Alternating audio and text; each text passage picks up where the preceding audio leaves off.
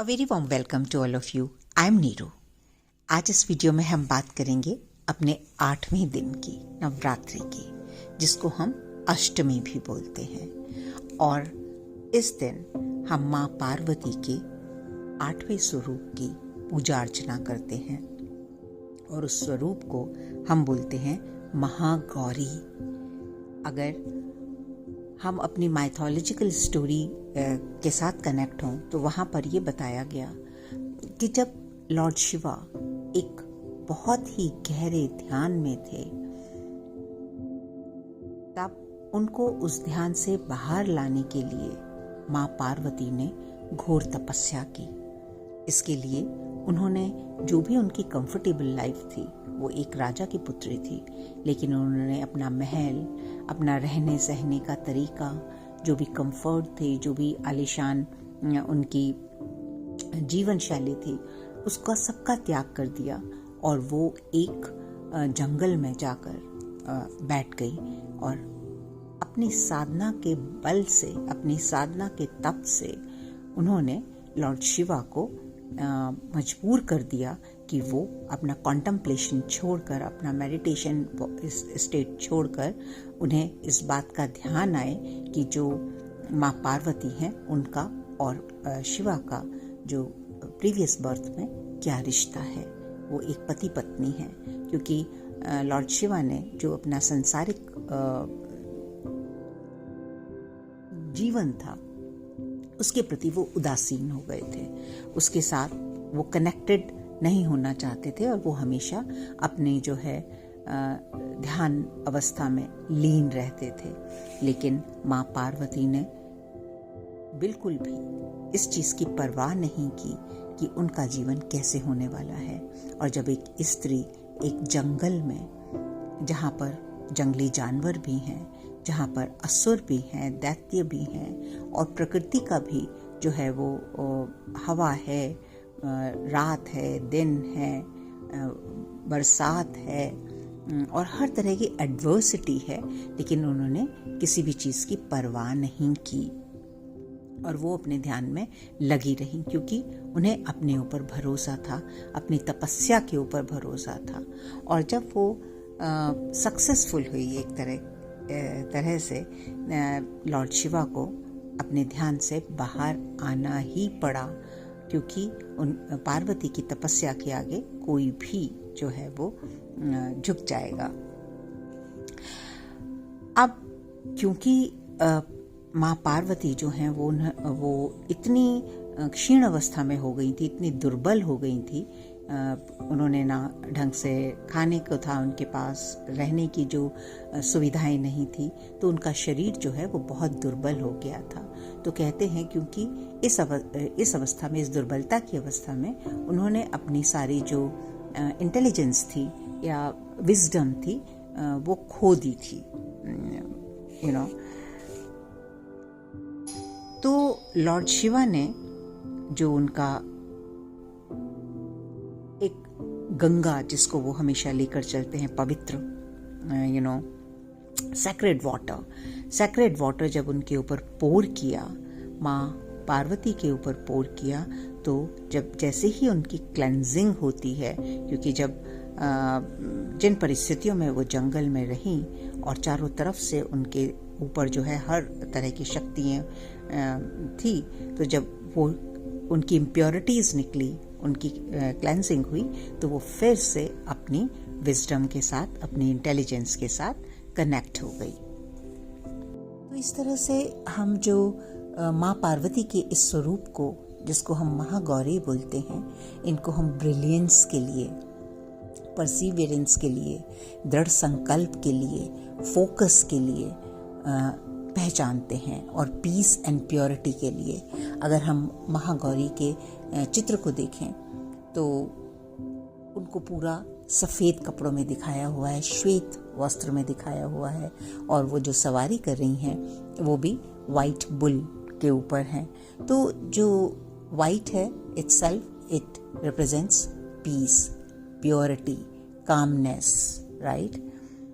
एक हाथ में उनके त्रिशूल है, तो त्रिशूल, ट्राइडेंट किस चीज़ को रिप्रेजेंट करता है? मन, वचन और कर्म से दृढ़ संकल्प लेने के लिए जो तत्पर है उसको एक हाथ में डमरू है। डमरू किस चीज के लिए? ज्ञान का प्रतीक, इंटेलिजेंस का, विजडम का। और एक हाथ उनका अभय मुद्रा में है, एक हाथ वरद मुद्रा में है। तो अभय मुद्रा मीन्स कि वो सब कुछ होते हुए भी वो अब जो भी उनके साथ कनेक्ट होता है, जो भी माँ पार्वती के इस रूप के साथ कनेक्ट होता है, वो उनको वरदान देती हैं, ब्लेसिंग्स देती हैं, हमें असत्य से सत्य की ओर ले जाती हैं।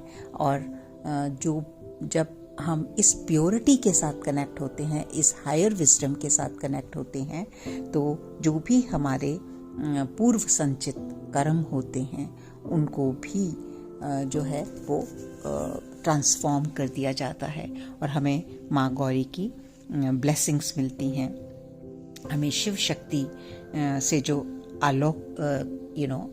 की पावर से अलौकिक सिद्धियाँ प्राप्त होती हैं और हम अपनी लाइफ में एक ज्ञान के मार्ग पर दृढ़ संकल्प के साथ, क्योंकि क्या होता है जब हम अपनी ईगो की पावर में ज़्यादा होते हैं तो हमारे बहुत मूड स्विंग्स होते हैं, कभी अप कभी डाउन। कभी हम आज कुछ करना चाहते हैं, फिर उसको ब्रेक लगा देते हैं, फिर उसके बाद कुछ शुरू करते हैं। तो ऐसा नहीं, माँ गौरी ने क्या किया, उन्होंने अपने निश्चय को, अपने संकल्प को नहीं छोड़ा, चाहे बाहर से कितनी भी परिस्थितियाँ उनके विपरीत हुई, और ना ही उन्होंने कोई कंप्लेन करी। तो यहाँ पर मैं उन अपने सब फ्रेंड्स के साथ जो ट्विन फ्लेम जर्नी में भी हैं, उनके साथ इस मैसेज को शेयर करना चाहूँगी कि आप अपनी जर्नी के ऊपर भरोसा रखिए, आप अपनी शिव शक्ति की जर्नी के ऊपर। शिव क्या है? आपकी हायर कॉन्शियसनेस।